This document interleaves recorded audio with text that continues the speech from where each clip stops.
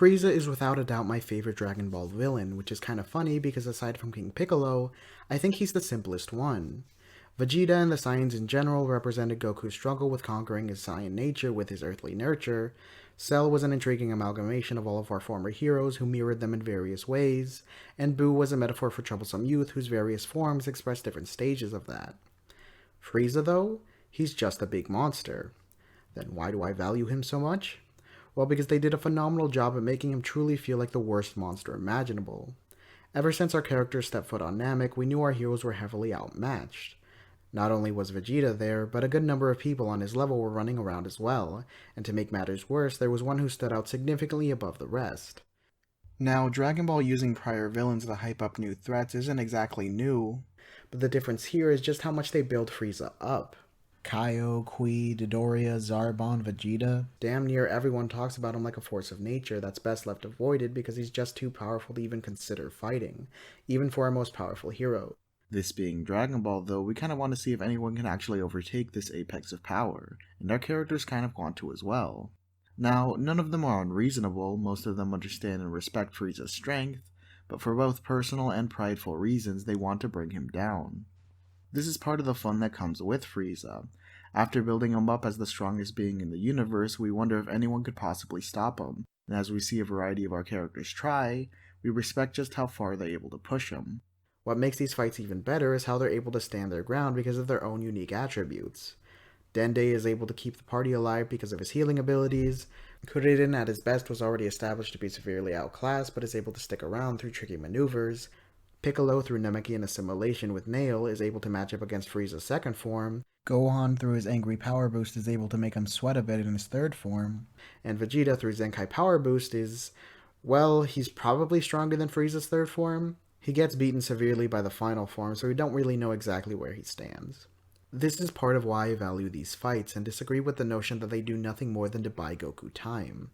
They may not win, but seeing them shed off another layer of the strongest being in the universe, through their own unique methods, is admirable, especially since it's stated that no one ever saw him past his second form.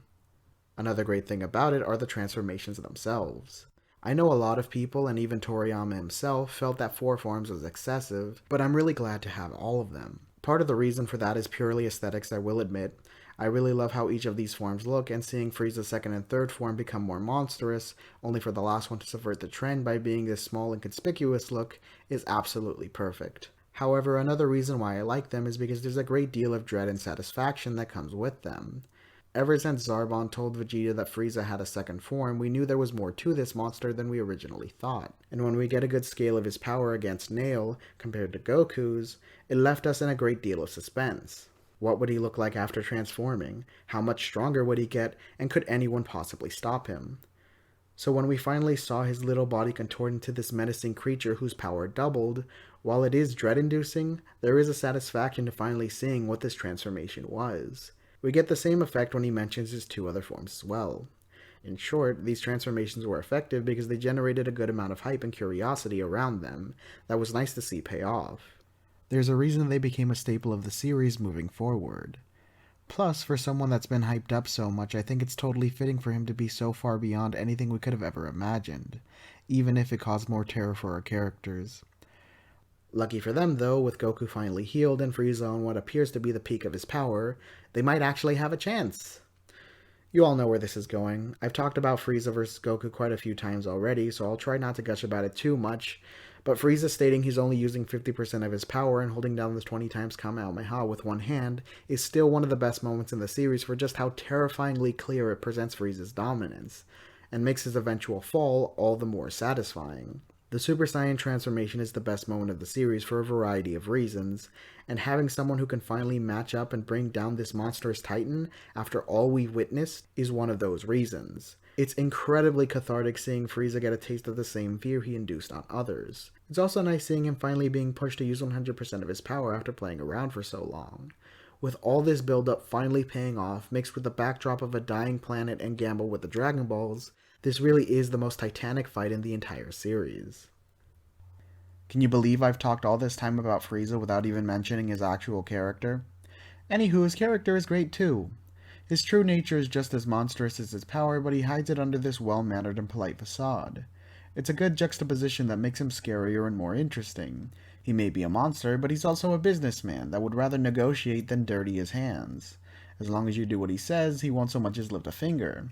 If you don't, however, he will not hesitate to destroy everything you know and love.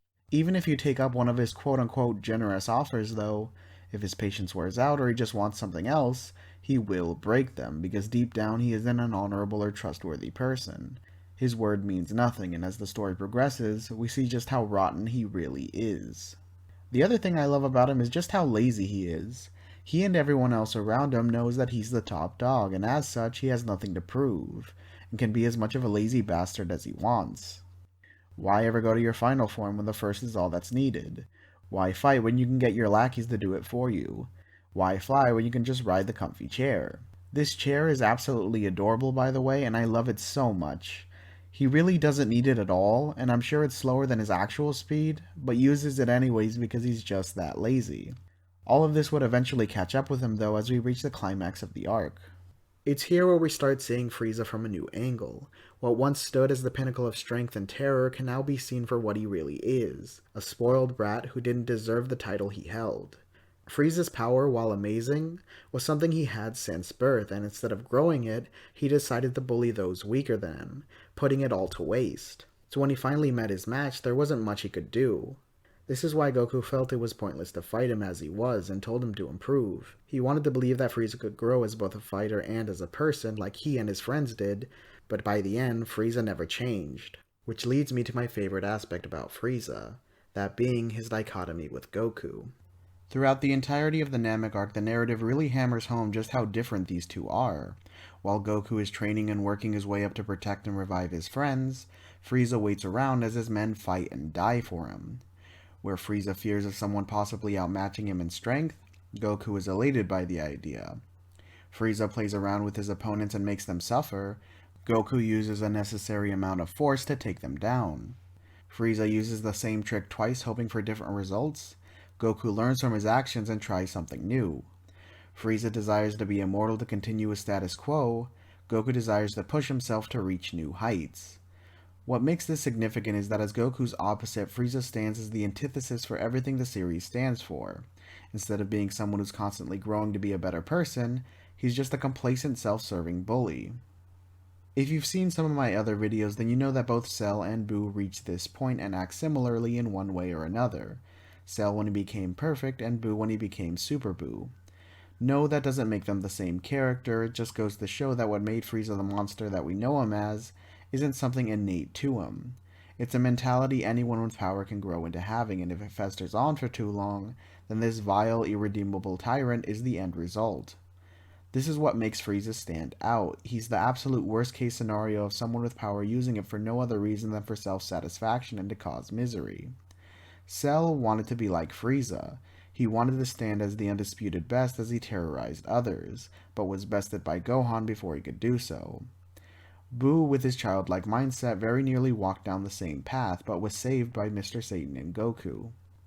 Frieza, meanwhile, knows exactly what he's doing and has lived his entire life doing it, thriving and profiting off of people's pain and destruction, never being challenged and never needing to grow up. Until Goku came along, and even then all he was able to prove was that he was incapable of getting better, ultimately showing the audience and Goku that sometimes people are just too far gone to help out. Sure, you might be able to save someone like Piccolo or even Vegeta, but there will always be someone like Frieza who, no matter how many chances you give, they'll always find a way to turn it against you. This is why I love Frieza. He epitomizes the absolute worst the series has to offer, and that, along with everything else I described, is why he's my favorite antagonist in the series. Yeah, he's the simplest one, but he's so effectively handled and works so well with Goku that I can't help but think he's the best. That's not to say that both Cell and Boo aren't as valid as him, they both are, but I just prefer Frieza. Even if stuff outside of the original manga would make his character aimless. Anywho, as always, thanks for watching.